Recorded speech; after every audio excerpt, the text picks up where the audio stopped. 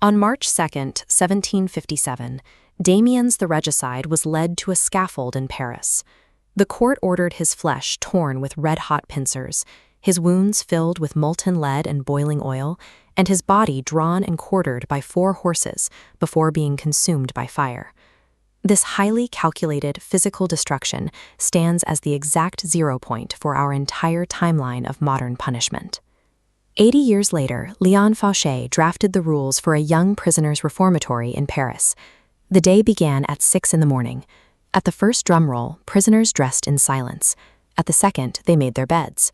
Work, meals, schooling, and recreation were divided into exact minute-by-minute schedules, supervised by wardens. In less than 80 years, European and American penal systems reorganized their entire infrastructure. The torturer's steel pincers were gone, replaced by the administrator's timetable. Historians often explain this shift as the result of Enlightenment empathy, a natural awakening of humanism that swept across Europe and forced courts to abandon physical brutality. Michel Foucault presented a different framework. He argued that the new system did not emerge from a quantitative reduction in cruelty, but from a strategic displacement of the target of power. The penal system stopped targeting the physical body with spectacular violence. It began targeting a new, non-corporal reality, the soul. To understand how the scaffold became the schedule, we have to analyze punishment as an engineering problem, a political technology of the body. In his 1975 work, Discipline and Punish, philosopher Michel Foucault set out to write a genealogy of this modern soul on trial. He built his analysis on the concept of a microphysics of power. In this framework, power is not a static property possessed by a ruling class. It is a strategy, exercised through localized tactics and techniques that operate directly on individuals. This requires studying the political anatomy of society, tracking the exact material elements and daily routines that serve as supports for power-knowledge relations. Foucault's soul is a historical reality, produced permanently around, on, and within the body by the meticulous functioning of supervision and constraint. In the classical criminal justice system of the 18th century, establishing the truth was the absolute, exclusive right of the sovereign. Proceedings were written, secret, and entirely opaque to the accused. This diagram represents the rigid logic underlying that secrecy. Magistrates were bound by a strict arithmetic of proof.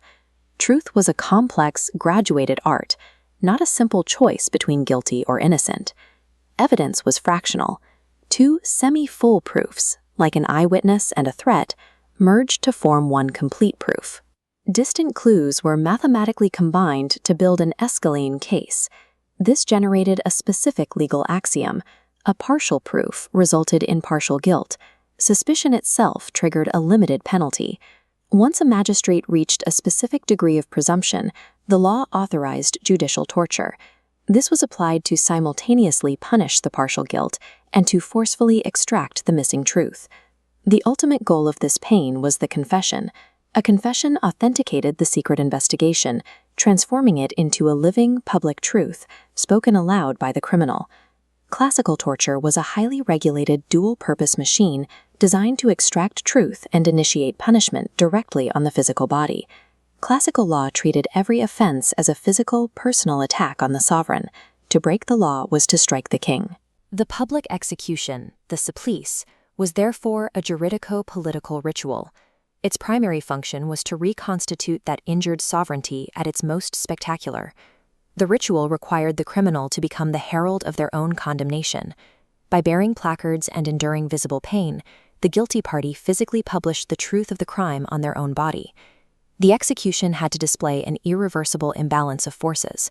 The disproportionate violence showcased the sovereign's invincible power over the subject who defied them. In this theater, the executioner acted as the sovereign's physical champion. He was a necessary agent of violence, tasked with mastering the violence of the crime, yet he remained an infamously unnatural figure. But this system contained a fatal flaw, the crisis of the spectacle. The ritual required the physical presence of the people to receive the terror. Increasingly, the crowd inverted the power dynamic. Spectators expressed sympathy for the condemned and directly challenged the armed authority of the state. The scaffold was dismantled because the public execution had become an unpredictable political liability. The state required a new, less spectacular, but more totalizing policy for managing illegalities. This 18th century engraving captures a hybrid moment, the old theatrical ritual superimposed on a new, sober approach to death. Punishment rapidly retreated from the public square, hiding behind a bureaucratic veil. The guillotine functioned as the 0 degree of torture. It was a machine designed to reduce death to a single, instantaneous, mechanical event. The law's target migrated to the juridical subject, the possessor of the legal right to exist. Instead of striking a feeling body, the state cleanly revoked a right. This radial geometry of the Stateville Penitentiary illustrates the new standard of punishment. Prisons, reformatories, and corrective labor camps swept across Europe and America. The penal mechanism became an economy of suspended rights. The physical body was still confined, but only as an instrument to deprive them of liberty. By removing the public spectacle of pain, modern justice exculpated itself from the act of killing. The state repackaged its authority as a clinical technique of correction. Modern courtrooms prioritize a specific set of inquiries. Judges investigate the psychological reality of the author, looking for the drives and instincts behind their crime. The central power of the judge fragments into a swarm of subsidiary authorities. Psychiatrists, educationalists, and wardens now surround the procedure. These experts extract metrics to determine the individual's curability, judging passions and instincts rather than just the juridical offense. This is Foucault's power-knowledge nexus. Exerting disciplinary power over individuals simultaneously generates an entire apparatus of scientific knowledge about them. As seen in the 1749 illustration of a bound tree, disciplinary power relies on continuous judgment. The goal is to systematically correct deformities of the soul through observation and training. These prison corridors serve as the material support for this microphysics of power. Every cell door is a point of observation, documenting the individual as a scientific object. The modern citizen is the object of a subjection much more profound than themselves. The soul is not a concept that makes us free. It is the precise historical effect of this political anatomy. The soul is the prison of the body.